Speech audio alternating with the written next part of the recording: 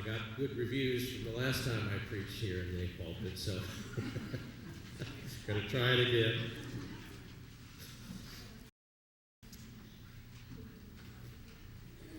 A scripture lesson this morning is from the book of Genesis, and it concerns a fellow who is sometimes known as Father Abraham. The reason that he is known as Father Abraham is that he literally is the father of three faiths: the Jewish faith, the Muslim faith, and the Christian faith. And so he's a pretty important guy in human history, and certainly from our understanding and our experience as people of faith and of people who are followers of Jesus Christ, and our special connection with the Jewish people. This is an important guy, Abraham. And so we're going to read a little bit about some of his experiences, just a little bit of a snippet of an event that took place in his life. You'll remember that perhaps that leading up to this, Abraham, who at that time was known as Abram, is going through some difficulties. His wife, Sarah, is unable to conceive a child, which is a huge calamity in those days. And they've now reached long past the age where that is likely to happen. And keep all of that in mind as you listen to the promise that God gives to Abraham in this encounter that God has with him. Reading from the 12th chapter of Genesis, verses 1 through 4a.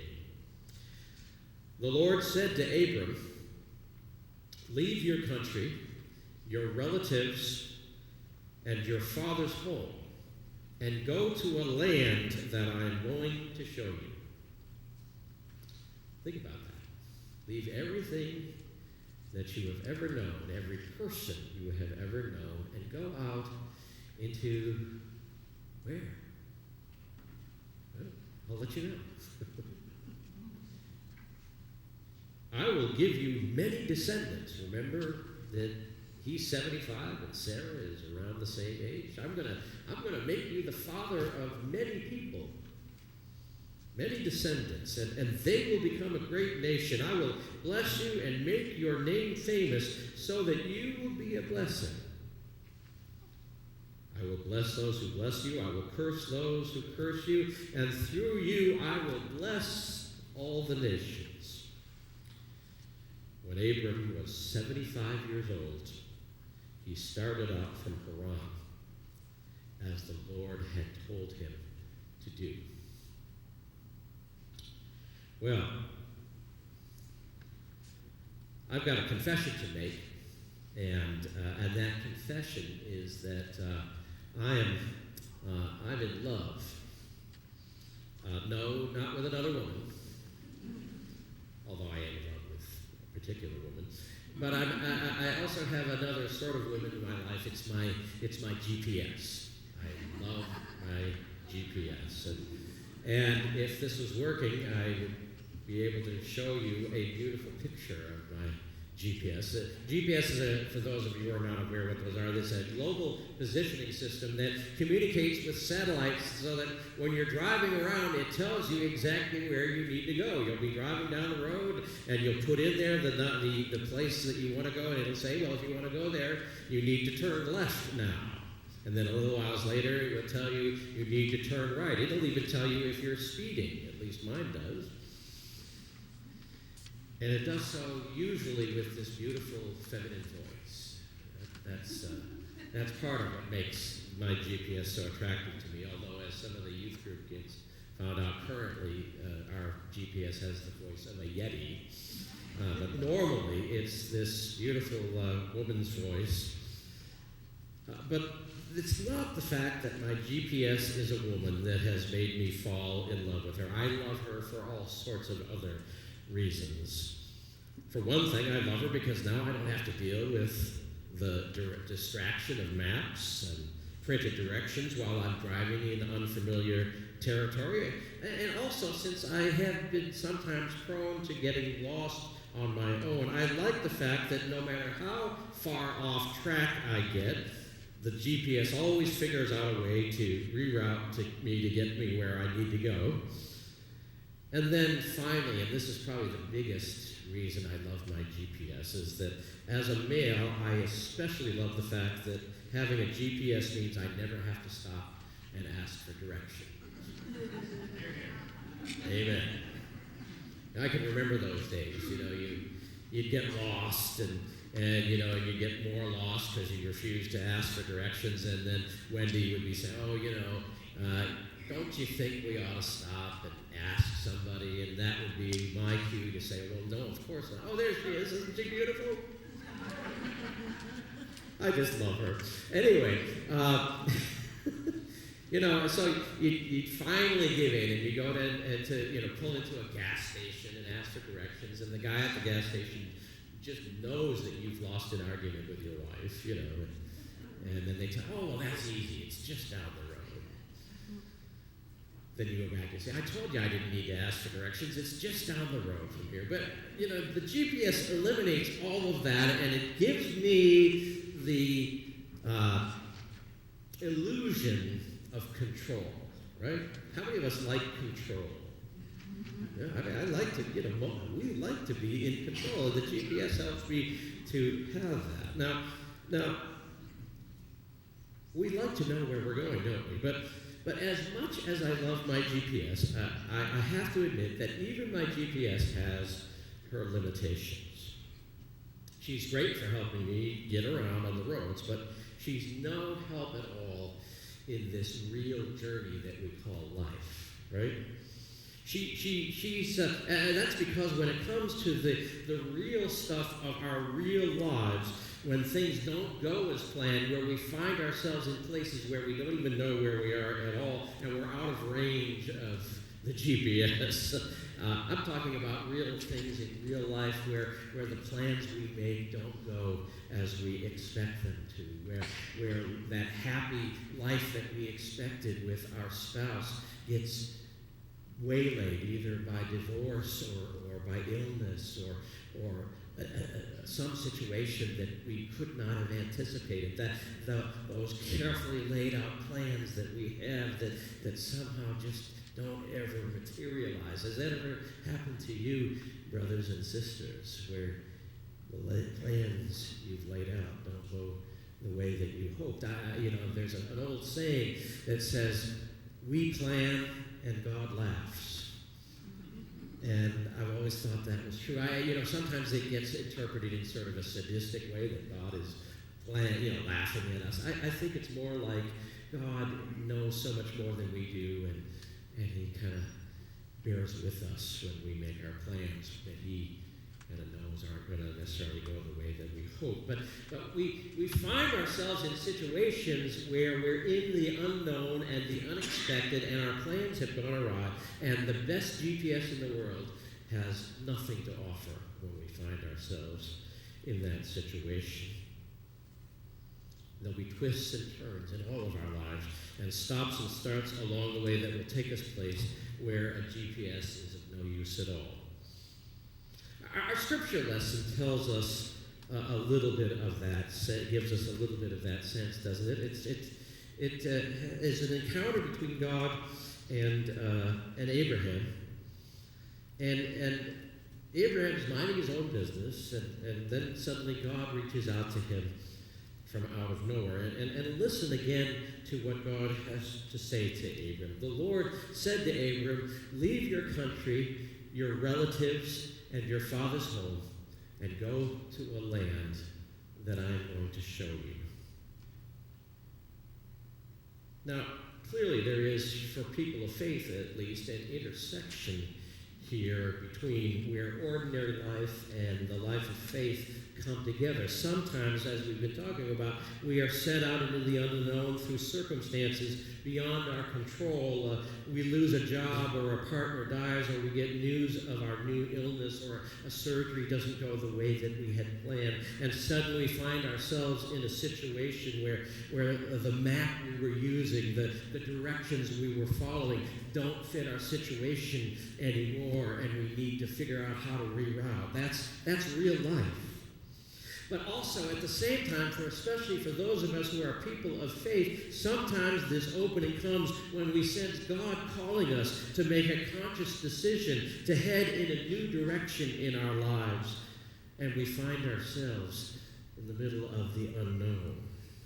Either way, it's frightening to have moved off the known map of our lives, to be out in the unfamiliar and in the middle of the places that we don't know. It's scary to think about leaving the familiar and to venture out into who knows where. But from the perspective of faith, the unknown is exactly where God is most present, and where we discover the real faith that is enough to keep us going in the midst of our real lives. So let's look again still to go further to see what happens with Abraham. God tells him that he needs to leave the land and the people that he knows and all the security he's ever known to go someplace he doesn't know yet. There's no map, no GPS, no way of knowing how to get there. God just simply says, I'm not going to show you. And he kind of says, basically, you're going to know it when you get there. Not exactly the most comforting instructions. But while Abraham is not given a map by God, he is given a promise. And so after telling God this, or after telling Abraham he has to go and leave everything, he gives him a promise. I will give you many descendants, and they will become a great nation. I will bless you and make your name famous, so that you will be a blessing. And through you, all the nations of the world will be blessed. You're going to have something going on in your life that enables you to make a difference in the world as you go out into the unknown. And that difference that you would have made wouldn't have happened if you were to stay here where you know things and where it's comfortable and where it's known.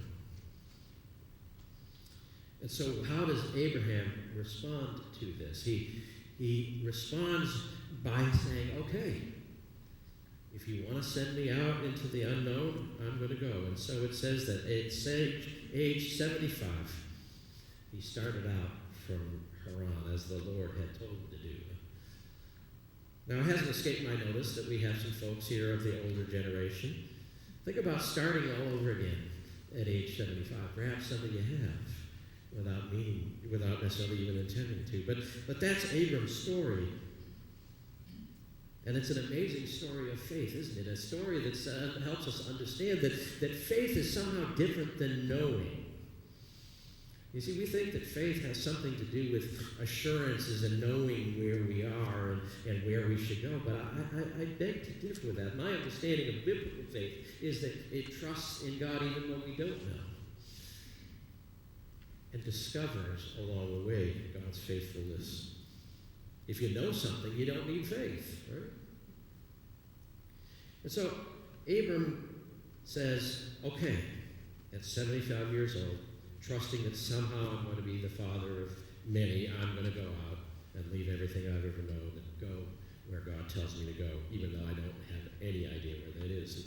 And, I got to thinking about all of this some weeks back when I was talking with a colleague, and he mentioned something about the concept of the Christian life.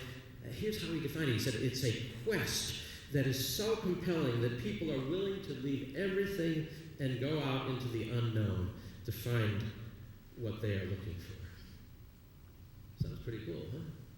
It's a quest that is so compelling that people are willing to leave everything they know and go out into the known to find out what they're looking for. And as he was talking, my mind flashed onto Jesus' words where he spoke to his disciples at the very end of his life, just before he was physically to be removed from them. He gave them some instructions. Maybe they are familiar to that. We call it the Great Commission. He said, go out into the world and make disciples of all in this Great Commission, there's a word of challenge, of sending out. But then just like with Abraham, and God's called for Abraham to leave everything that he's known, there's a promise. Remember, those of you who are familiar with this passage of Jesus in the Great Commission, what does he say after he tells them to go out? He says, "Lo, I will be with you always, even to the end of the age." So Jesus sends his followers off their maps, tells them to go out in the world, introducing people to Jesus and encourage them to follow him. That's the challenge. Chuck your maps out the window and just go. But here's the promise. As you go out into the world, I will be with you. You see, God never sends us off the map without a promise. And that promise, actually, in its own way, that's our map. Or to update the reference, the promise is really our GPS, only in this case, it doesn't stand for Global Positioning System, which is what the GPS in your car stands for. But our spiritual GPS is a God positioning system. And it doesn't tell us necessarily where we should go in minutia. Turn left here, or bear right there, or take this job, or marry this person. It's not necessarily that sort of guiding system. It's a GPS that instead says over and over in a still, small, soothing voice, don't be afraid. Trust the promise. You will be a blessing to the world. I am with you always. And when we hear that, and when it gets repeated over and over again, just like any good GPS would do, we know that even when we venture out into unknown territory, there is nowhere we can go that is not God's territory. There's no place that is off God's map. There is nowhere that we would wind up that places us out of God's range. We may not know where we are going, but we know that we are getting there. And the challenge is that this unknown is where God is sending each of us in our own way. It might be helpful for us to remember what this challenge to move off the map might have sounded like to Abraham and to Jesus' followers when he sent them out as well. Remember that these are ancient people. When they heard this call from God to go out into the unknown corners of the world, there was a whole lot more unknown corners then than there are now, weren't there? Where they didn't have maps, and they didn't have world maps at least. They didn't have transatlantic air flights. There were no National Geographic magazines. They could scarcely even imagine even the parts of the world they knew about.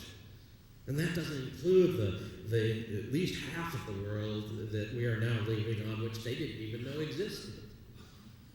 They believed, in fact, that there was an end of the earth, and that if you went too far, you remember you learned this in school, that you'd fall off, right? And even if that did not happen, travel in those days was incredibly difficult and risky and dangerous. And in other words, in some ways, what they were being asked to do was to travel towards almost certain death. You see, I want you to hear that there is nothing that you and I will be asked to do or endure that could be any scarier or riskier or more difficult than what Abraham was called to face. It will not be any riskier or scarier than what Jesus challenged his followers to do. Fear not, he said, however. Trust the promise. I am with you. You see, there's only really two responses to the unknowns in life: control or trust. We can either try to maintain control, try to keep safe, try to travel the known roads, to minimize risks, to even sometimes manipulate people to get them to do what we want to them. Or we can trust that the one who calls us into the unknown is trustworthy, that we can risk going out who knows where because of what is known, that Christ will be our companion no matter what twists and turns we find ourselves taking. And you know what I mean by trying to control. I suspect. You get all the facts, you try to work all the angles. I can remember experience in my own life, not this time around. I was much better this time around, but when I was facing moving from my previous 2 churches ago into the church that I went to before I came here, I kind of became obsessed. Wendy can tell you. I kind of knew I was moving, and so I started reading all of the journals that our conference puts out and finding all the different places that maybe I might possibly be called to go to because I wanted to have some control. You see, in our system, the bishop says where you're going to go, and you say, usually, yes, sir, right? And so I wanted to know. It was out of my control, but I tried to control it. And out of all the information I could gather, I came up with a list of 30 churches that maybe they were going to send me to. I wish I could tell you that the church I wound up wasn't on that list. It was. But it would have served me right. It hadn't been. We want to control. We want to have things under our aegis, under our thumbs. And you know what? It doesn't work no matter how hard we try. Life really isn't under our control. So we do have another choice, and that is to trust the promise in the midst of all the things that we can't control. The ability to say yes to life with all its challenges and tragedies, the courage to go boldly where no one else has gone before, comes from trusting that as we go into the unknown, we are going there with our known companion.